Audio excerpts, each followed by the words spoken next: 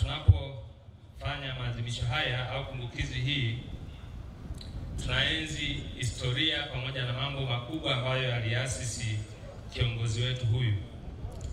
Kumbukizi ya kifo cha Mwalimu si tukio la kihistoria pekee, bali ni fursa ya kutathmini safari yetu ya maendeleo na namna tunavyotekeleza maono yake. Mwalimu Nyerere aliamini katika nguvu ya watu, alihimiza ushirikiano, umoja na alihimiza muungano. Kwa hiyo ni kiongozi ambaye aliamini sana katika kufanikiwa kupitia umoja na muungano. Hivyo ndugu zangu, nitumie nafasi hii kwa niaba ya Mheshimiwa Mkuu wa Mkoa kuwakumbusha kwamba Mwalimu Nyerere pia alikuwa ni muumini wa demokrasia nchini, akihimiza uzingatiaji wa demokrasia na kuimarisha demokrasia kwa ujumla wake. Kwa maana hiyo, katika kumwenzi Mwalimu Nyerere katika falsafa zake za kuimarisha demokrasia, takumbuka kwamba nchi yetu inaelekea kufanya uchaguzi mkuu ambao utafanyika tarehe 29 mwezi wa 10, 2025. Niwaombe sana tujitokeze kwa wingi kwenda kuchagua viongozi katika hali ya amani na utulivu, kama ambavyo kauli mbiu ya maadhimisho ya mwaka huu yanasema kwamba tumwenzi baba wa taifa kwa kushiriki katika uchaguzi mkuu wa 2025 kwa amani na utulivu. Mambo mengine ambayo Mwalimu Julius Kambarage Nyerere aliyasimamia kwa nguvu zake zote ni kutokomeza maadui watatu wa taifa, inayotokana na umaskini, lakini pia inayotokana na ujinga, inayotokana pia na maradhi.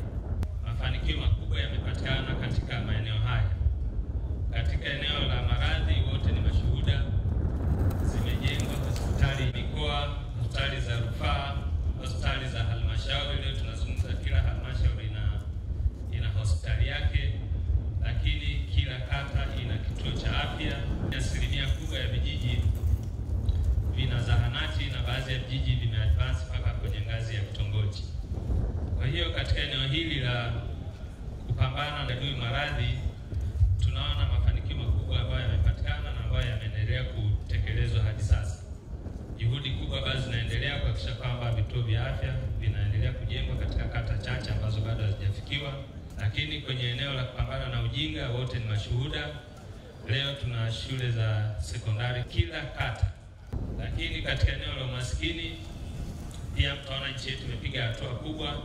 Tunaona nchi yetu iliingia katika uchumi wa kati. Hiki ni kiashiria kwamba umaskini unaenda sasa unapungua. Niseme tu kwamba mafanikio haya ni kielelezo cha utekelezaji wa dira ya Mwalimu Nyerere ya afya ni msingi na maendeleo, na akisisitiza kwamba taifa lenye watu wenye afya njema ndilo lenye uwezo wa kujitegemea na kustawi.